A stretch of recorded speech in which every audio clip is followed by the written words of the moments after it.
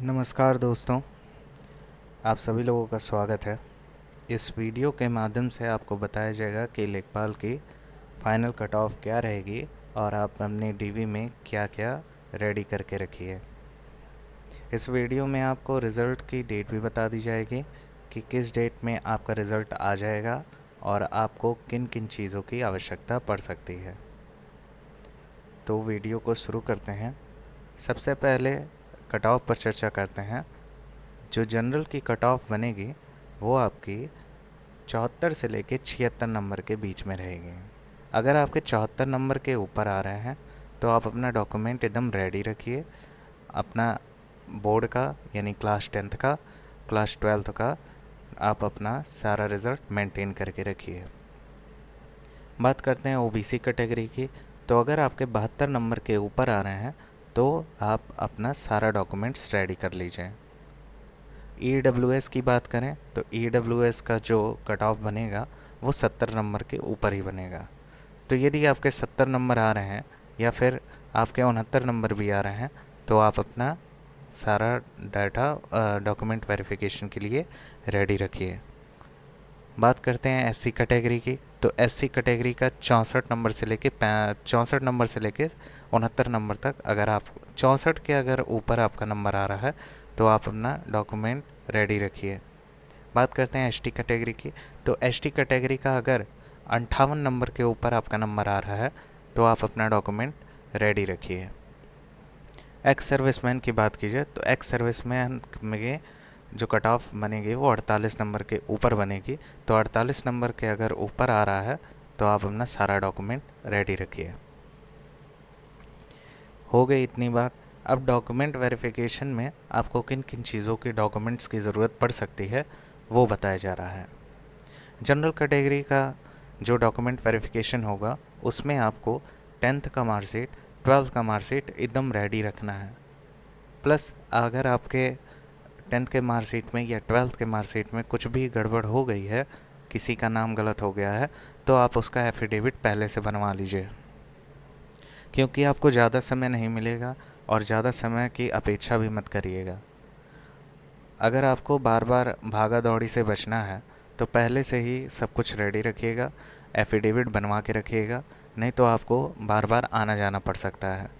जब आप document verification में कुछ भी त्रुटि वो लोग अगर पा जाते हैं तो आपको 15 दिन का मोहलत दिया जाएगा कि आप एक एफिडेविट लगवा लीजिए या उस डॉक्यूमेंट को सही करवा लीजिए।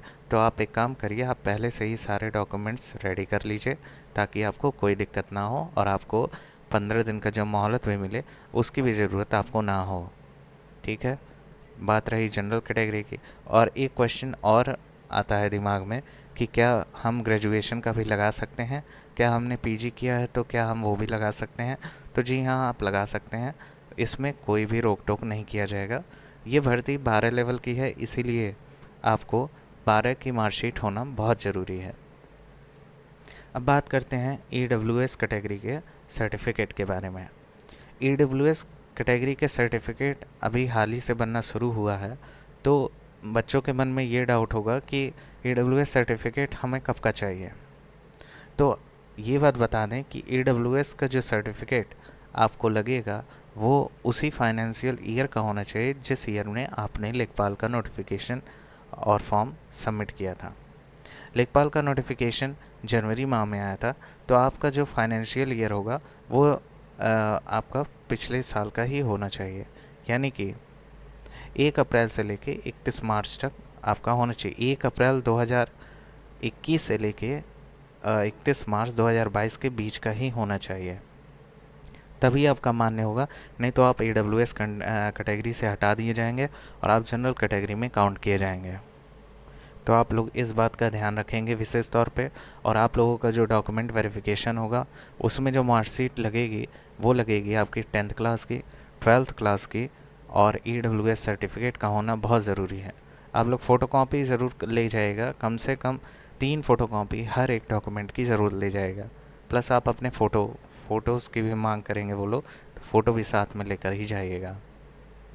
आप ओरिजिनल मार्कशीट एकदम लेकर जाइएगा, ये नहीं कि आप खाली फ़ोटोकॉपी लेके पहुंच गए हैं वो लोग ओरिजिनल डॉक्यूमेंट मांगेंगे और ओरिजिनल डॉक्यूमेंट ही देखा जाता है कोई भी डॉक्यूमेंट वेरिफिकेशन में गवर्नमेंट जॉब के। बाकी आपके फ्यूचर के अनेकों ढेर सारी बधाइयाँ। अब बात करते हैं कि आप लोग क्या बीए बीएससी जो भी कुछ किया है क्या आप लोग भी लगा सकते हैं? तो जी हाँ, आप भी लोग लगा सकते हैं। आप लोगों को एक्स्ट्रा एफिडेविट लगाकर वो सारी चीज़ें जमा करनी होगी वहाँ पे। बात करते हैं ओबीसी कैटेगरी की। तो ओबीसी कैटेगरी में जो कास्ट सर्टिफिकेट आपका लगता है वो आपका होना बहुत ज़रूरी है। प्लस आपका आय तो सब में लगेगा, आय निवास ये सब कुछ आप सभी कैटेगरी के लिए है, सब लेके जाएंगे। बाकी ओबीसी कैटेगरी अपना कास्ट सर्टिफिकेट लेके जाएगा, 10th प्लस 12th की मार्कशीट एक्यूरेट करा के जाएगा। अगर कोई नाम में त्रुटि है तो आप एफिडेविट बनवा के लेते जाएगा ताकि आपको बार बार आना जाना ना पड़े। अब बात करते हैं एससी कैटेगरी की। एससी कैटेगरी को एक्स्ट्रा भत्ता भी मिलता है। आप अपने सारे सर्टिफिकेट्स रेडी रखिए। आपका जो भी कट ऑफ बनने वाला है वो 64 नंबर के ऊपर रहेगा या फिर थोड़ा सा कम हो सकता है। तो यदि आप 64 नंबर के आसपास आ रहे हैं तो आप अपना सारा डॉक्यूमेंट्स रेडी रखिए, कास्ट सर्टिफिकेट प्लस आपका जो वीकर सेक्शन है उसका, और बाकी जो 10th 12th की मार्कशीट है वो भी।